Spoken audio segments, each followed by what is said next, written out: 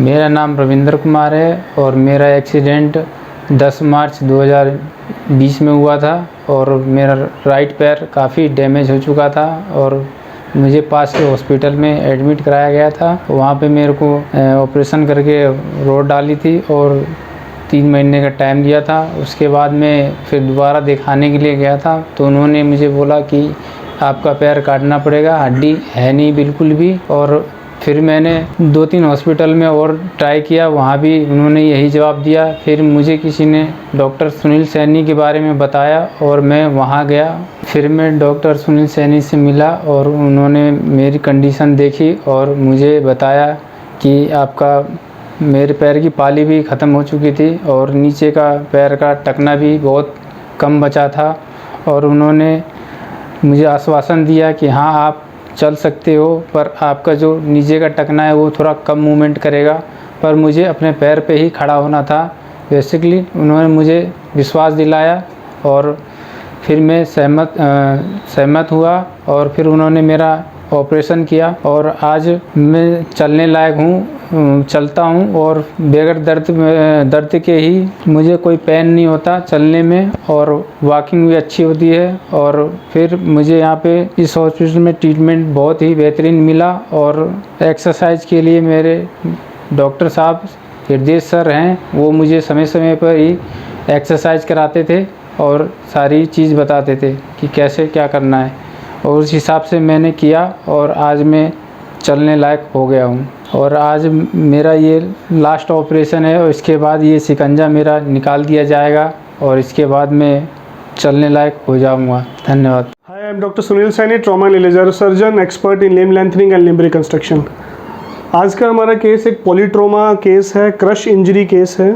ये पेशेंट हमारे पास 1 year back आए थे और हमने इनका ट्रीटमेंट किया था और आज ये ट्रीटमेंट कंप्लीट हो चुका है और फ्रेम रिमूवल के लिए आ रहे हैं। तो आज मैं इस केस के बारे में थोड़ा सा डिटेल में बताऊंगा। मिस्टर रविंदर, इनका एक्सीडेंट 10 मार्च 2020 को हुआ था और एक्सीडेंट में ये क्रश इंजरी थी लेग की, राइट साइड लेग में क्रश इंजरी थी, साथ में पैटेला फ्रैक्चर था और फुट फ्रैक्चर था, साथ में इनको right side clavicle was fractured.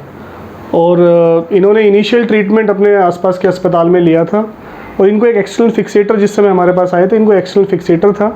ये इस एक्सटर्नल फिक्सेटर के ऊपर पिछले 3 महीने से इस फिक्सेटर के ऊपर थे, जिस दौरान इन्होंने सेम हॉस्पिटल जहाँ पे इनकी प्राइमरी सर्जरी हुई थी वहाँ भी गए और सर्जन्स के पास भी गए और हॉस्पिटल्स में भी गए।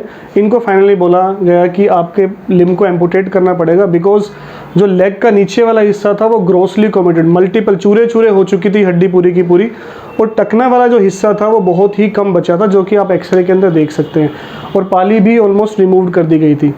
तो इनको बता दिया गया था कि आपको एम्पुटेशन करना पड़ेगा। फिर समहाउ इन्होंने हमारे बारे में सुना और हमारे सेंटर पे आए।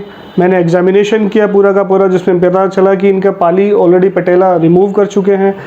ऑलमोस्ट 9 सेंटीमीटर बोन जो है ग्रोसली कॉमेटेड थी, लेग का वुंड हील हो चुका था, मेटाटार्सल फ्रैक्चर भी था इनको और साथ में कैल्केनियम के पास से भी फ्रैक्चर हो रखा था। ऐसी कंडीशन में मैंने इनको बताया क्योंकि जो एंकल था वो बहुत ही कम बचा हुआ था, तो एंकल को मूवमेंट देना इम्पॉसिबल चीज़ थी। तो मैंने इनको काउंसलिंग करा और हमने इनको बताया कि आपके पैर को हम बचा सकते हैं लेकिन एंकल की movement you need to sacrifice, because मैंने प्लान रखा था कि हम कॉर्टिकोटोमी करके बोन रिमूव करेंगे and we will go for ankle fusion, ankle को फ्यूज़ करेंगे। सो जुलाई के अंदर वी हैव ऑपरेटेड, जुलाई में हमने इन केस को ऑपरेट किया। मैंने जो पीसीस ऑफ बोन जो ग्रोसली कॉमेटेड थे उनको निकाला और निकालने के बाद almost 9 centimetre of bone gap वहाँ बन गया था और 2 to 3 centimetre of ankle joint के पास में डिस्टल टीबिया, थोड़ा सा नीचे वाला टीबिया बचा हुआ था। हमने इलिज़ेरो फिक्सेटर, प्योर इलिज़ेरो फिक्सेटर लगाया with rings and wires only. Proximal tibia में हमने कॉर्टिकोटोमी करी। 9 सेंटीमीटर का हमारा बोन गैप था। बोन ट्रांसपोर्ट हमने किया और लगभग 4 मंथ्स के अंदर ये बोन ट्रांसपोर्ट कंप्लीट हुआ। फाइनली हमने एंकल आर्थोडेसिस कर दिया, एंकल के ऊपर इसको फ्यूज़ करा दिया और अब he is back after 9 months के ट्रीटमेंट के बाद ये वापस आए हैं। बोन काफ़ी हद तक अच्छी तरीके से फॉर्म हो चुकी है, मिलनेशन कंप्लीट हो चुका है और बीच में हमने इनके फ्रेम को लूज़ कर दिया था। लास्ट 1 वीक बैक इनके फ्रेम को लूज़ कर दिया गया था और अब ये पेन फ्री इस फ्रेम के ऊपर वॉक कर रहे हैं। टुडे वी आर प्लानिंग कि इस फ्रेम को रिमूव कर देंगे, उसके बाद he will be able to walk. अभी भी ये पेन फ्री पूरे फ्रेम पे वॉक कर रहे हैं। So friends, Ilizarov surgery is an option for any type of infected cases, any type of non-union, any type of malunion, deformity, shortening के लिए इलिज़ेरो बहुत ही अच्छा आंसर है। अगर आपको किसी भी प्रकार की ऐसी प्रॉब्लम्स है, आपके फैमिली में किसी को भी ऐसी प्रॉब्लम्स हैं, तो नीचे के नंबर पे अपने एक्सरे, MRI, CT हमें शेयर कर सकते हैं। हमारी टीम आपको रिस्पॉन्स करेगी। Thank you.